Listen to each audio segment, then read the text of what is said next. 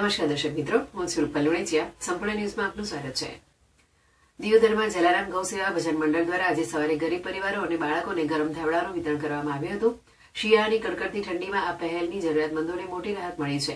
આ વિતરણ કાર્યક્રમ ગજાનન ગૌશાળાની આગળ આવેલી ઝૂંપડપટ્ટીમાં રહેતા લોકોને કેન્દ્રમાં રાખીને યોજાયો હતો. મંડળના સભ્યો દ્વારા ગરીબ બાળકો અને તેમના પરિવારજનોને ધાબળા આપવામાં આવ્યા હતા.